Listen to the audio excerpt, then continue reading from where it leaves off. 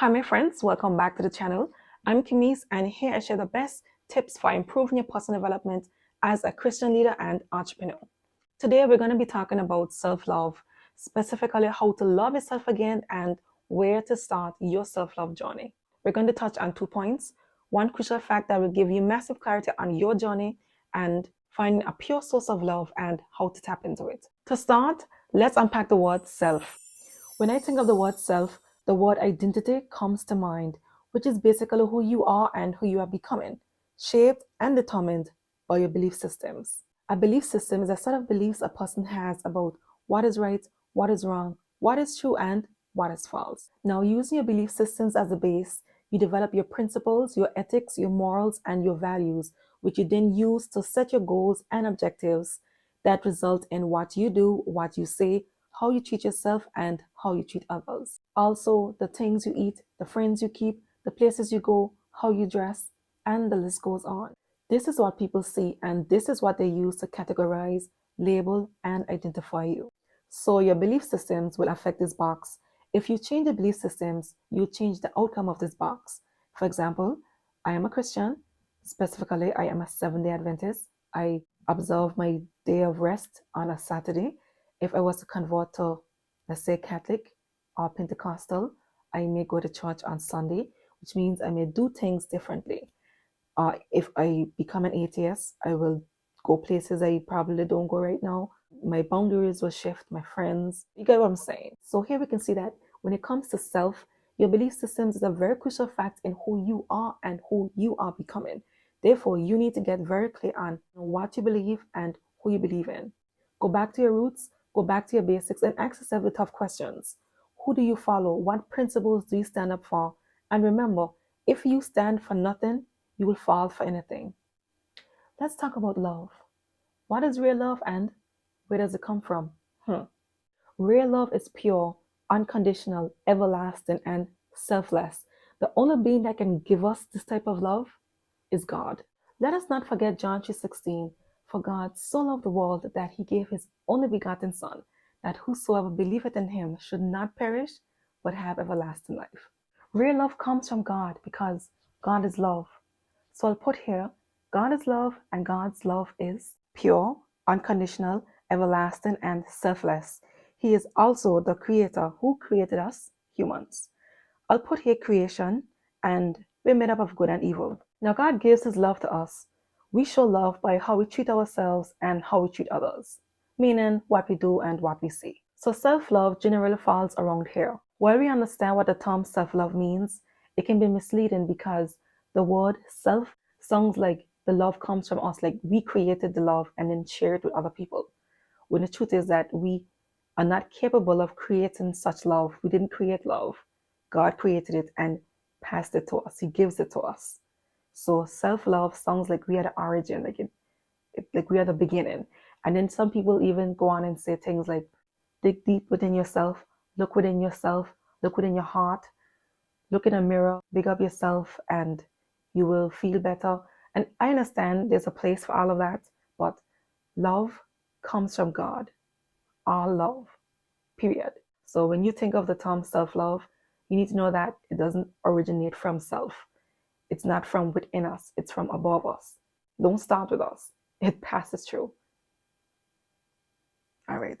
That kind of love where you think you can love yourself with your own strength, it's an imitation kind of love. It will dry up and leave you further into insecurities, depression, and more problems. Also, it's not just about you. Love is also about the way you treat others. Matthew 22:36-40. Master, which is the greatest commandment in the law? Jesus said unto him, Thou shalt love the Lord thy God with all thy heart, and with all thy soul, and with all thy mind. This is the first and great commandment, and the second is like unto it. Thou shalt love thy neighbor as thyself. On these two commandments hang all the laws and the prophets. So you shouldn't tell yourself, I'm going to focus on me, ignore my family, my loved ones, and when I get to the top, when I make the money, I'm going to look back and help them. That's wrong.